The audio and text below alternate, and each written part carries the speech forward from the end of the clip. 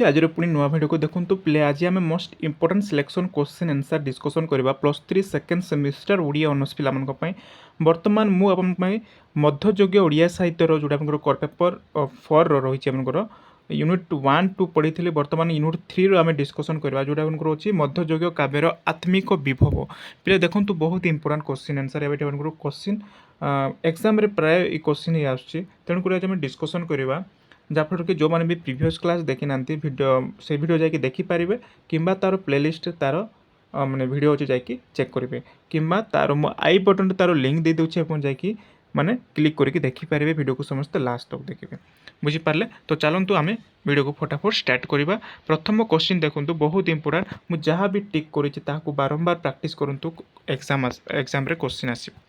तो देखो रस रसवादर प्रतिष्ठाता किए माने रसर प्रतिष्ठाता होती भरत मुनि पिले बहुत इंपोर्टेंट। परवर्ती प्रश्न देखा भरतकर नाट्यशास्त्र श्रृंगार को केते भाग विभक्त करा श्रृंगार को पिले 3 भाग विभक्त करा। तो देखा क्यों श्रृंगार भारतीय संस्कृति और परंपरा प्रसिद्ध यहाँ धर्म श्रृंगार हूँ भारतर संस्कृति और परंपरा प्रसिद्ध। श्रृंगार केते भाग विभक्त बहुत इंपोर्टेंट श्रृंगार आम 2 भाग विभक्त कर। नेक्स्ट परवर्ती प्रश्न देखा परवर्ती प्रश्न रोचे नायक नायिका पूर्वानुराग विरह मिलन और विच्छेद को केउ श्रृंगार कहते। देख पे जिते बड़े नायक एवं नायिका जिते बड़े मिलन एवं विच्छेद को जिते बड़े मिलन माने मिलन अवस्था थे परवर्ती समय से विच्छेद हो जाती से श्रृंगार रस को आम कौ रस माने कौटा कहे संभोग श्रृंगार कहुए मिलन और विच्छेद आदि को केउ श्रृंगार कहुए संभोग श्रृंगार बोली आम कही था। क्वेश्चन आसो यहाँ कहार परवर्ती अवस्था पूर्वराग यहाँ आमर मिलनर परवर्ती अवस्था को आम पूर्वराग बोली कही था। परवर्ती प्रश्न रोची प्रेमर केतोटी मुख्य अवस्था रही प्रेमर 4टी मुख्य अवस्था रही। परवर्ती प्रश्न देखा रस सिद्धांत उपरे बहु विस्तृत व्याख्या किए करते यहाँ आमर भरत मुनि करते। रस भेदरे आदि रस क्या कहुए श्रृंगार रस को आदि रस बोले आम कही था। स्थायी भावर पुष्टि साधन को कौन कहुए स्थायी भावर पुष्टि साधन को विभव बोली कही। कौन रसर स्थायी भाव कौन बहुत इंपोर्टेंट पिले एमती ही क्वेश्चन आसे कौन रसर स्थायी भाव हूँ शोक है।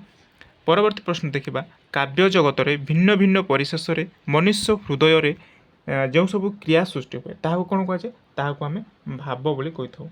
हास्यरस केते भाग विभक्त हास्यरस पे 6 भाग विभक्त कर बुझिपारे 6 भाग विभक्त कर। परवर्ती प्रश्न देखा ये बहुत इंपोर्टेंट देखो तारका मंत्र परसादे महर कवि पणे उदय यार माने उक्ति कहार यहाँ उपेन्द्र भंजकर है।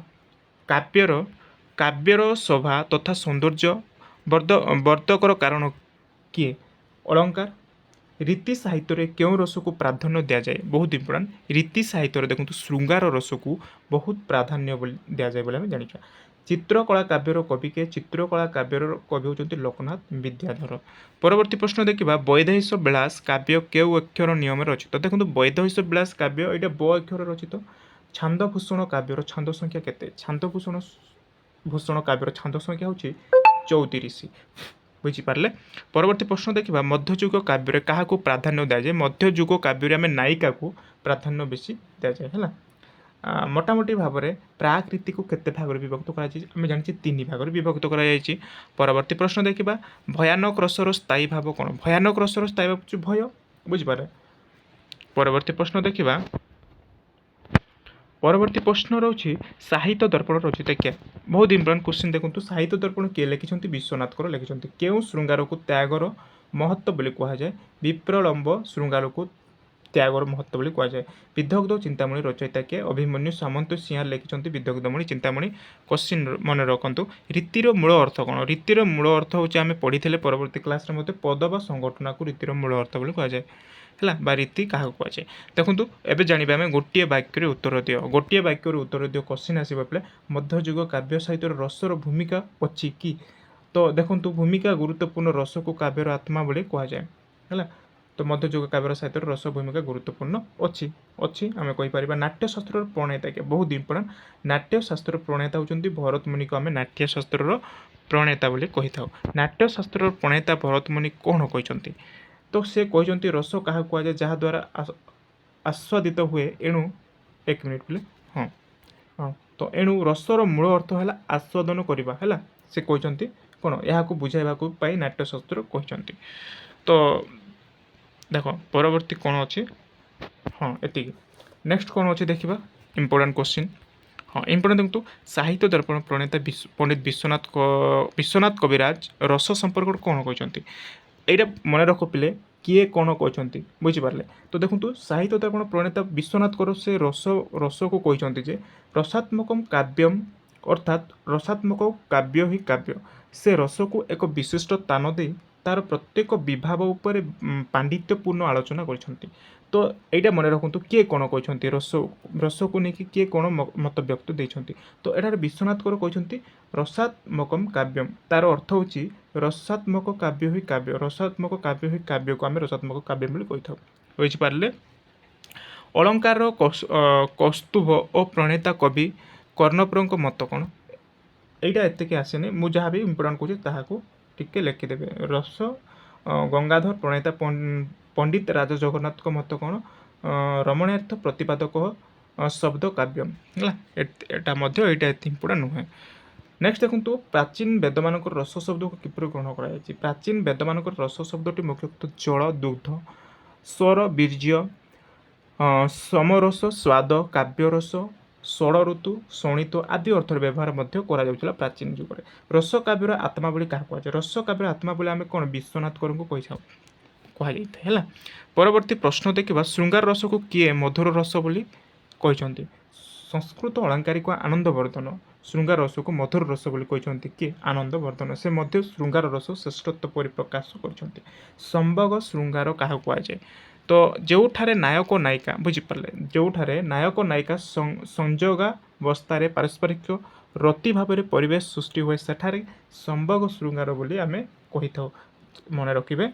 व्यभिचारी भाव कौन आवेग चापल्य लज्जा हर्ष महादि इत्यादि व्यभिचारी भाव रूपे बोले आम अनुभव रूप सबू कौन तो प्रेमपूर्ण वार्तालाप चाटु आलिंगन और रोमांच स्यद भूभंगी इत्यादि को आम कौन कही था अनुभव रूपक सबू है यहाँ आप मन रखु क्वेश्चन आसो।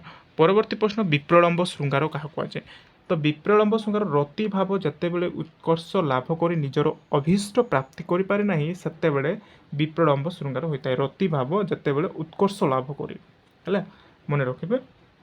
पूर्व राग को केते भाग व्यवहृत कर पूर्व राग मिलन परवर्ती अवस्था नीला कुसुम्ब भेद यार तीन भाग में विभक्त कर।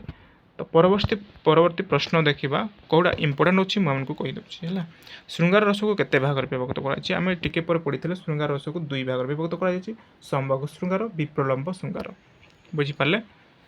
नेक्स्ट परवर्ती प्रश्न देखा पूर्व राग क्या कहते देख ये क्वेश्चन आसो बोले प्रथम दर्शन में नायक नायिका परस्पर प्रति आकृष्ट हेले और उभय हृदय प्रेमर भावर उत्पत्ति हेतु प्राप्ति इच्छा प्रबल हेले ताहाकू पूर्व राग अवस्था बोले आम कही था। यहाँ नायक नायिका मानकर जो माने जो भल पाइबा कथा को कहुए बुझिपारे। संभोग श्रृंगार केते प्रकार संभोग श्रृंगार आम देखा चारि प्रकार संदर्शन संस्पर्श संलाप संप्रयोग बुझिपारे मान रख मान को केते भाग विभक्त कर इंपोर्टाट नुहे यहाँ है। प्रेमजा केते प्रकार विलाप क्या कहते देखिदेवे ठीक प्रेममय और प्राप्ति रे नायकर प्रेम विधुरित हृदय द्रवीभूत हेले ताहा विलापर पर्यवेसित होता है। नायिकार मान किपर शांत घटे तो नायिकार काम प्रणयता अधिक सॉरी हाँ साम दान दंड भेद विनीत प्रभृति पंच भीत उपाय तार मान घटी था एत इंपोर्टाट नुहे यहाँ देखिदेवे।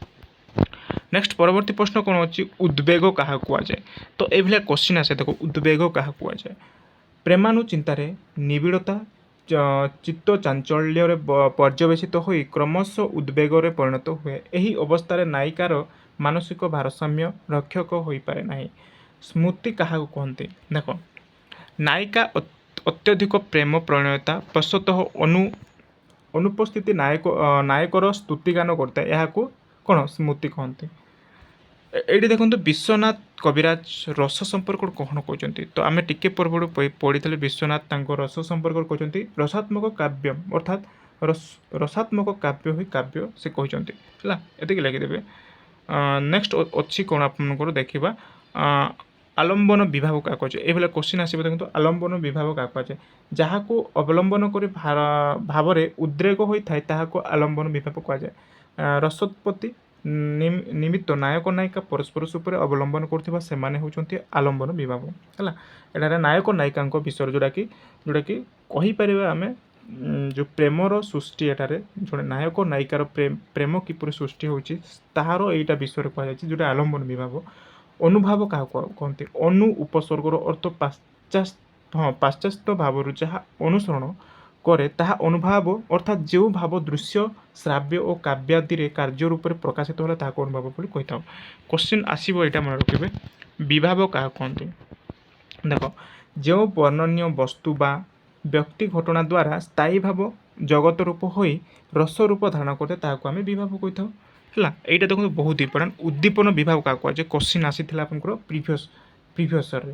ତ ଜାଗୃତ ଭାବକୁ ଉଦ୍ଦୀପନ କରୁଥିବା ନିମିତ୍ତ କାରଣକୁ ଉଦ୍ଦୀପନ ବିଭାଗ କୁହାଯାଏ, ଅର୍ଥାତ୍ ଯେଉଁ ଭାବଗୁଡ଼ିକ ରସକୁ ଉଦ୍ଦୀପିତ କରାଇବା ଦିଗରେ ସହାୟକ ହୋଇଥାଏ ତାହାକୁ ଉଦ୍ଦୀପନ ମାନେ ବିଭାବ ବୋଲି କହିଥାଉ ହେଲା। କ୍ୱେଶ୍ଚିନ୍ ଆସିବ ପିଲା ମନେ ରଖିବେ। ପରବର୍ତ୍ତୀ ପ୍ରଶ୍ନ ଦେଖିବା, ରସ ଗଙ୍ଗାଧର ପ୍ରଣେତା କିଏ, ସେ ବିଷୟରେ କ'ଣ କହିଛନ୍ତି? ରସଧ୍ୱନି କାହାକୁ କୁହାଯାଏ? ଏଇଟା ଦେଖନ୍ତୁ ଏଇ କ୍ୱେଶ୍ଚିନ୍। ରସଭାବ, ରସାଭାବ, ଭାବାଭାସ, ଏଇଟା କ୍ୱେଶ୍ଚିନ୍ ଆସିବନି ପ୍ରାୟ। ଦେଖିବା ବିଭାବକୁ କେତେ ଭାଗରେ ଭାଗ ଦେଉଛି? ବିଭାବକୁ ପିଲା ଦୁଇ ଭାଗରେ, ଆଲମ୍ବନ ଓ ଉଦ୍ଦୀପନ ମନେ ରଖିବେ। ଶୃଙ୍ଗାର ଶବ୍ଦର ଅର୍ଥ କ'ଣ? କ୍ୱେଶ୍ଚିନ୍ ଦେଖ, ଶୃଙ୍ଗାର ଶବ୍ଦର ଅର୍ଥ ହେଉଛି କାମୋଦ୍ରେକ, କାମର ସଂବର୍ଦ୍ଧନ। ହାସ୍ୟରସ ସ୍ଥାୟୀ ଭାବ କ'ଣ? ଏଇ କ୍ୱେଶ୍ଚିନ୍ ଏମିତି ଆସେ, ତାର ସ୍ଥାୟୀ ଭାବ କ'ଣ? ହାସ୍ୟରସର ସ୍ଥାୟୀ ଭାବ ହେଉଛି ସ୍ଥାୟୀ ଭାବ ହାସ୍ୟ ହେଲା। ଏହାର ଆଲମ୍ବନ ବିଭାବ ହେଉଛି ବିକୃତ ରୂପ, ବେଶଭୂଷା, କଥାବାର୍ତ୍ତା ଜାଣିବା।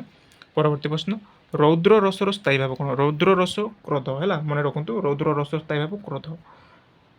କରୁଣ ରସର ସ୍ଥାୟୀ ଭାବ କ'ଣ? କରୁଣ ରସର ସ୍ଥାୟୀ ଭାବ ହେଉଛି ଶୋକ। ରୀତିଯୁଗ ବା ରୀତିଯୁଗୀୟ କବି ସୌନ୍ଦର୍ଯ୍ୟର କିପରି ପରିପ୍ରକାଶ କରୁଛି? ଏତେ କ୍ୱେଶ୍ଚିନ୍ ଆସିବନି ଏଇଟା। ମଧ୍ୟଯୁଗ କାବ୍ୟର ନାରୀର ଶ୍ରେଷ୍ଠ କ'ଣ ଥିଲା?